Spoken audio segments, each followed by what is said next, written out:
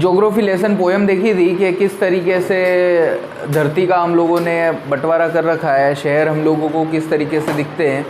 जब jet Airways ऊपर जाता है तो किस तरीके से हमको हमारे शहर दिखाई देते हैं, किस तरीके से हमको हमारी धरती दिखाई देते हैं, उन सब के बारे में हम लोगों ने देखा था। उसके पहले हमने सुनामी के बारे में भी देखा था। आज हम लोग जो लेसन देख रहे हैं वो है glimpses of the past. Glimpses का मतलब झलकियाँ, कि हमारा जो पास्ट है,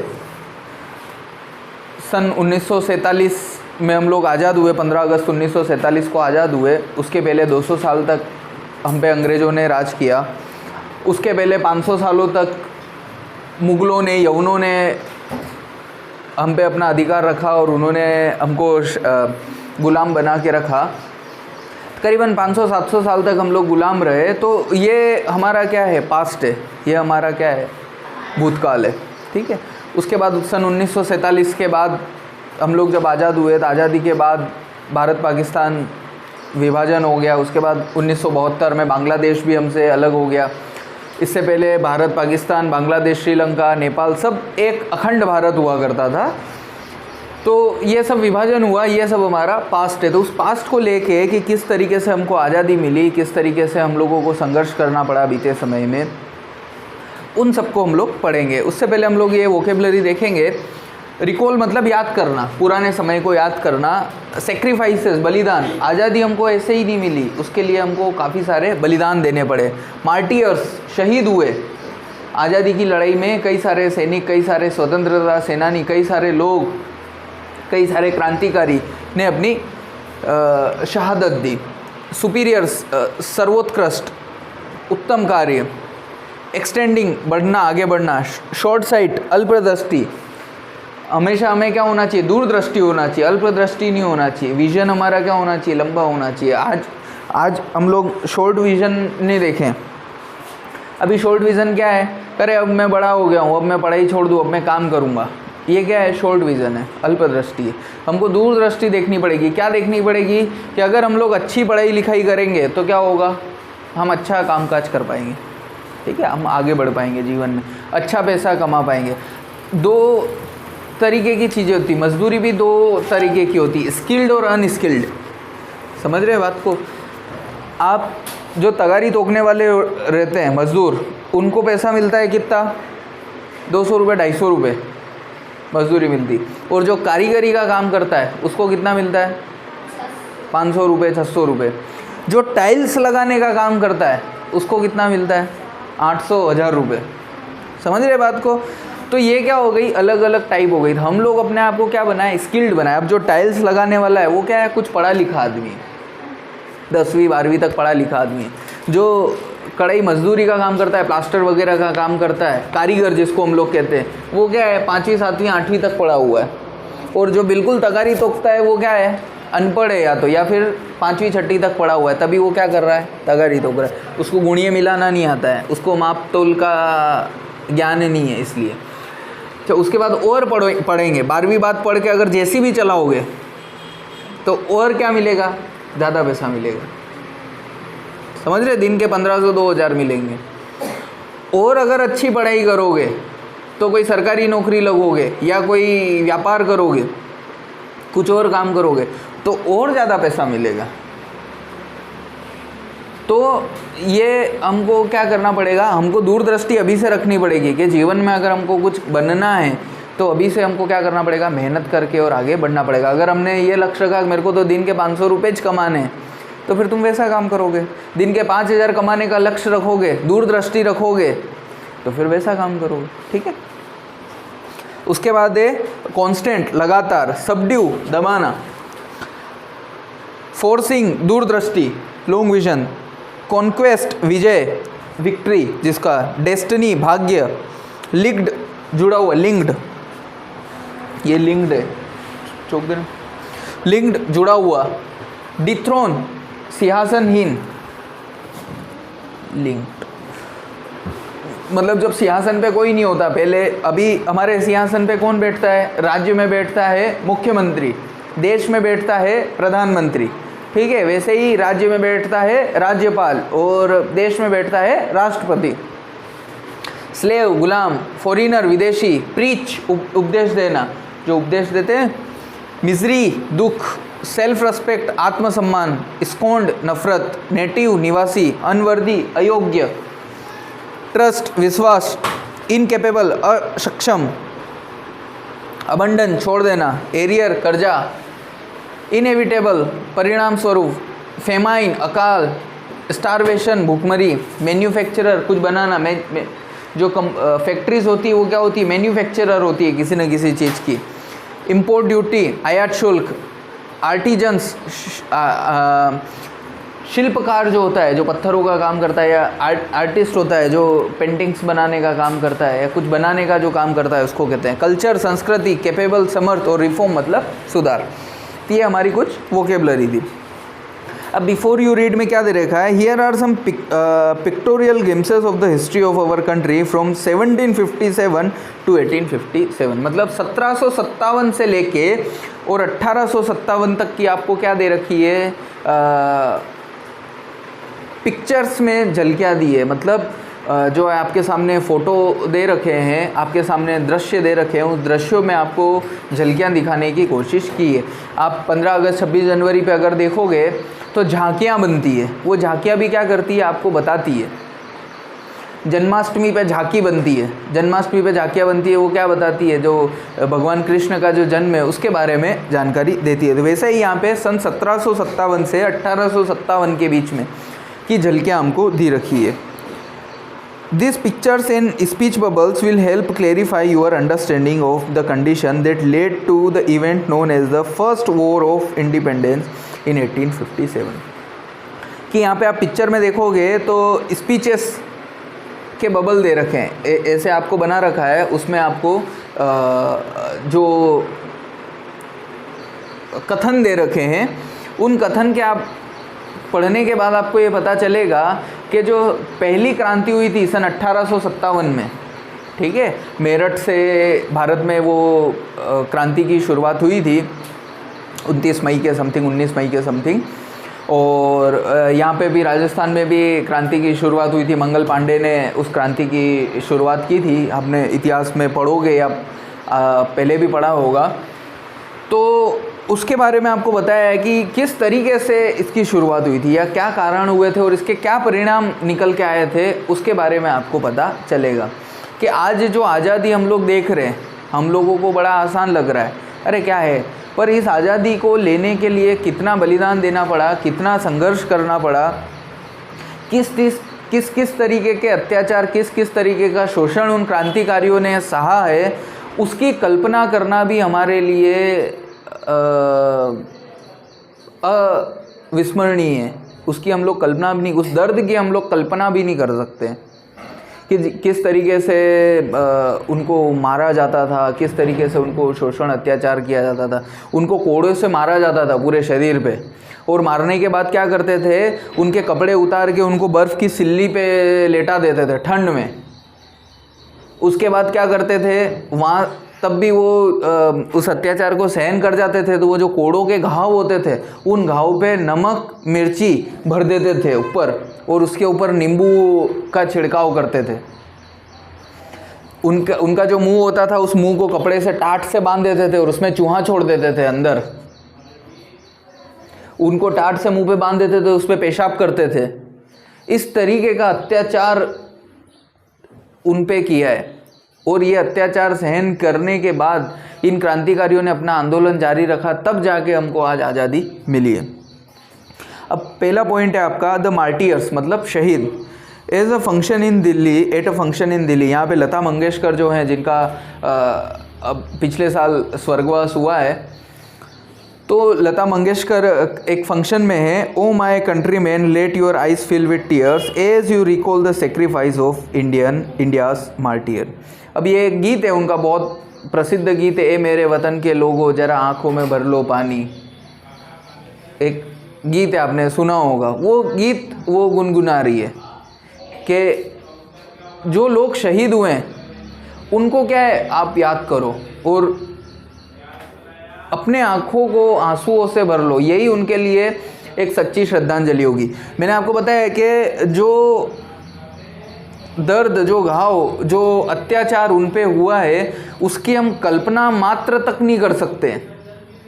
हमारी उंगली पे छोटा सा घाव लग जाता है और घाव लगने के बाद जब खाना खाते हैं तो उस पर जब नमक मिर्ची लगती है तब हमको जो दर्द होता है, तो आप विचार करो कि एक जरा सा घाव पे अगर नमक मिर्ची लग जाने की वजह से जो दर्द होता है हमको सहन नहीं होता है, तो उन क्रांतिकारियों के पूरे शरीर को जब घाव से भर दिया जाता था और उसके ऊपर जब वो नमक मिर्ची डालते होंगे तो किस तरीके का दर्द उनको होता होगा। हम एक सामान्य कुल्फ़ी खाते हैं और हमारे दांतों में झंझनाहट आ जाती है, तो सर्दी के समय में उनको कपड़े उतार के और उस बर्फ़ की सिल्ली पे घंटों तक सुलाए रखते होंगे, तब क्या महसूस करते होंगे वो, कितना दर्द होता होगा उनको, किस तरीके का दर्द होता होगा। उनको पूरी पूरी रात उल्टा लटका के रखते होंगे तब क्या दर्द होता होगा। उनको चूहा बांध देते होंगे और वो चूहा जब कुतरता होगा तब कैसा दर्द होता होगा। तो उसकी हम लोग कल्पना मात्र तक नहीं कर सकते हैं। तो लता मंगेशकर क्या कह रही है कि उस दर्द को आप महसूस भी नहीं कर सकते हो, सोच भी नहीं सकते हो, लेकिन उसके प्रति सच्ची श्रद्धांजलि उन क्रांतिकारियों की प्रति यही होगी कि आप अपनी आंखों में उस याद को ताज़ा करते हुए आंसुओं से भर लो। अब दूसरा है अ कंपनीज कॉन्क्वेस्ट। आपको पता होती ईस्ट इंडिया कंपनी आई थी और ईस्ट इंडिया कंपनी ने किस तरीके से पहले व्यापार किया और फिर हमारे राजाओं में फूट डाल के वो राज करना चालू किया था। With its superior weapons the British East India company was extended its power in 18th century in India. कि 1800 की बात है, 1820वीं सदी की बात है कि ईस्ट इंडिया कंपनी ने क्या करा था, अपने पावर बढ़ाना चालू किए थे। चेन्नई के एक तट पे ईस्ट इंडिया कंपनी सबसे पहले आई थी। कुछ लोग आए थे और कुछ लोगों ने यहाँ के राजा को क्या कहा कि हम क्या करना चाहते हैं, व्यापार करना चाहते हैं। और व्यापार किसका करना चाहते हैं, मसालों का व्यापार करना चाहते हैं।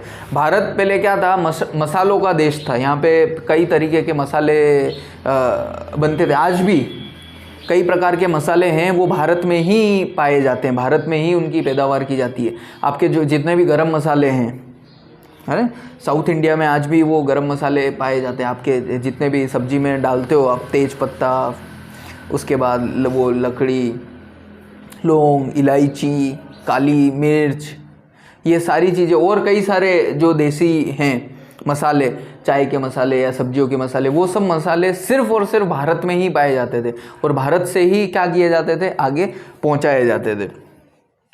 तो वो किस मकसद से आते हैं कि हम लोग क्या करेंगे, मसालों को यहाँ से ले जाके और वहाँ पे बेचेंगे और वहाँ से कुछ सामान लेके आएंगे और उन सामानों को भारत में बेचेंगे।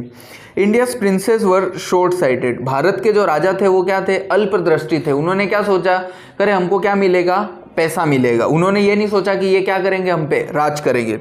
द अपस्टार्ट राजा बा call the English merchants, they will help me to defeat him. और फिर उन राजाओं, उन अंग्रेज जो व्यापारी थे, उन अंग्रेज व्यापारियों ने क्या किया कि राजाओं के साथ मित्रता करी। और मित्रता करने के बाद क्या कहा, अरे वो आपके पास वाला जो राजा है ना, एक काम करता हूँ, मैं आपको सैनिक सहायता देता हूँ, आप उन पे आक्रमण कर दो और ये भी राज आपका हो जाएगा और वो भी राज आपका हो जाएगा। उन्होंने क्या करा, भारतीय राजाओं को ही आपस में लड़ाने का काम चालू किया। और राजाओं ने एक छोटे विजन के चलते, अल्पदृष्टि के चलते, करे मेरा उन पे राज हो जाएगा, इनसे मदद मिल जाएगी, तो उन्होंने क्या करा, एक दूसरे से लड़ना चालू कर दिया। The rivalry help the East India company and it could easily subdue Indian princess one by one. कि जो राइवलरी थी, जो दुश्मनी थी, वो क्या होती गई, दिन पे दिन बढ़ती गई और भारतीय राजा थे एक दूसरे को क्या करते गए, दबाते गए, एक दूसरे को हराते गए और आगे बढ़ते गए। और इस तरीके से ईस्ट इंडिया कंपनी बढ़ती चली गई। ईस्ट इंडिया कंपनी का जो टेरिटरी थी, उसका जो शासन था, उसका जो क्षेत्र था, वो बढ़ता गया। A far seeing ruler like the brave Tipu of Mysore fought the British till died fighting. कि एक दूरदृष्टि जो राजा थे मैसूर के, टीपू सुल्तान, उनको ये बात समझ में आ गई थी, उनको ये बात पता चली, तो उन्होंने क्या करा, मरते दम तक अंग्रेजों से लड़ते रहे जब तक कि वो मर ना गए। Thank God there is a peace in the country now, no more wars and no looting by the thugs. कि अब देश में क्या है, शांति है, किसी प्रकार का कोई शोषण अत्याचार नहीं है, किसी प्रकार की कोई लूट खसोट नहीं है। It is God who send the British. ये भगवान थे क्या जिन्होंने ब्रिटिश को भेजा था, our destiny is linked with them, कि हमारा भाग्य क्या है, उनसे जुड़ा हुआ है। How did Indian react to this conquest, कि किस तरीके से भारतीयों ने इस विजय पे प्रतिक्रिया दी। The white man has killed और डिथ्रोन्ड अवर किंग, कि क्या किया, जो अंग्रेजों ने हमारे राजाओं को क्या कर दिया, सिंहासनहीन कर दिया, उन्होंने सिंहासन से उनको हटा के और अंग्रेज खुद बैठ गए। Some kings were not good but after all they were of this land, कि कुछ राजा वाकई में निर्दयी थे, अत्याचार थे, लगान वसूल करते थे, लोगों पे अत्याचार करते थे, जमींदारी प्रथा लगा रखी थी, कई सारी लगान लगा रखे थे, लेकिन वो थे तो भारतीय, थे तो हमारे लोग, हमको क्या करना चाहिए था, उनका पक्ष लेना चाहिए था। Now we have become slaves of foreigner, कि अब हम क्या बन गए हैं, अब हम दास बन गए हैं अंग्रेजों के। अब तीसरा जो है वो है आपका ब्रिटिश रूल, ठीक है, वो कहाँ से कहाँ तक, 1765 से 1836 तक। Religious leaders preach ideas like untouchability and child marriage, जो धर्मगुरु थे उन्होंने भी क्या किए, उपदेश दिए। जो बाल विवाह थे या छूत अछूत का जो चल रहा था मसला, जातिवाद पर का जो मसला था, उस पर कई सारे भाषण दिए। Anyone who crosses the seas lose his religion, कि उन्होंने भी क्या कहा कि जो भी भारत भूमि को छोड़ के समुद्र पार जाएगा वो अपना धर्म छोड़ देगा। All the miseries in the world is due to woman, किसी ने कहा कि इस दुनिया में सारे दुख का कारण क्या है, औरत है। The truth was that Indians had lost self respect, the British scorned them, कि भारतीयों ने क्या करा, अपनी सेल्फ रेस्पेक्ट, अपने आत्मसम्मान को खो दिया, इसलिए अंग्रेजों ने उनसे नफरत करना चालू कर दिया। Natives are unworthy of trust, incapable of honesty, के जो देसी लोग थे, जो यहीं के रहने वाले थे, वो क्या है, अयोग्य हो गए और उन्होंने अपना भरोसा और अपनी ईमानदारी खो दी। True your honour but I am honest, लेकिन राजा क्या करने लगे, राजा लोग चापलूसी करने लगे उन अंग्रेजों की। Being merchants the British wanted quick profits, their heavy taxes forced farmers to abandon their field, कि वो क्या करने लगे, ब्रिटिश जो व्यापारी थे, अंग्रेज व्यापारी थे, वो जल्दी जल्दी लाभ पाने के लिए उन्होंने क्या करा, टैक्सेस बढ़ा दिए, लगान बढ़ा दिए, कर बढ़ा दिया। तो जो भारतीय किसान थे, भारतीय मजदूर थे, उन्होंने क्या कर दिया, अपनी ज़मीनें छोड़ दी। But your men are taking all my crop, you are still in arrest, if you don't pay next week I will send you to jail. उन अंग्रेज अधिकारियों ने क्या किया कि अगर तुम मुझे लगान नहीं दोगे तो मैं तुमको क्या कर दूंगा, जेल में डाल दूंगा। इस तरीके से शोषण अत्याचार करते रहे। Still British invented other method which gave them more profit, अंग्रेज़ों ने और नए दूसरे तरीके अपनाए जिससे कि वो ज़्यादा से ज़्यादा कर वसूली कर सके। The good manufacturer in England should not have any import duty when brought into India, कि जब कोई माल सामान इंग्लैंड से या विदेश से यहाँ लाया जाता था उस पर किसी प्रकार का क्या लगता था, कोई कर नहीं लगता था, लेकिन जब यहाँ से जाता था तो उन्होंने क्या कर दिया, उस पर कर लगाना चालू कर दिया। The East India company law began to creep Indian industry, उन्होंने क्या कर दिया, भारतीय जितनी भी इंडस्ट्री थी, भारतीय उद्योग जितने भी थे, उनको तहस नहस करना चालू कर दिया, उनको पूरी तरीके से तबाह करना चालू कर दिया। Inevitably famine followed between 1822 and 1836, 15 lakh Indian dead of starvation. अब 1822 से 1836 14 साल के बीच में क्या पड़ता है, सूखा पड़ता है, अकाल आता है, और अकाल के कारण क्या होते हैं, 15 लाख लोग भूखमरी के कारण मर जाते हैं। The British policies ruined the expert artisan in their business, कि ब्रिटिशर्स ने क्या ऐसी योजनाएं बनाए, ऐसे कानून बनाए जिसके कारण क्या हुआ कि जितने भी आर्टिशियंस थे, शिल्पकार थे, उनका धंधा भी पूरी तरीके से चौपट हो गया। अब राजा राम मोहन राय को बताया 1772 से 1833 के बीच में, Ram Mohan Roy a learned man from Bengal understood what was wrong with the country. अब उनको समझ में आ गया, विद्वान थे राजा राम मोहन राय, बड़े ही विद्वान थे, उनको ये बात समझ में आ गई कि हमारे देश के साथ गलत क्या हो रहा है, अंग्रेज हमारे साथ क्या गलत कर रहे हैं। Let us not despise ourselves. Our ancient culture is great and we are capable of greater achievements. We must first reform our society. Superstitions have been ruining us.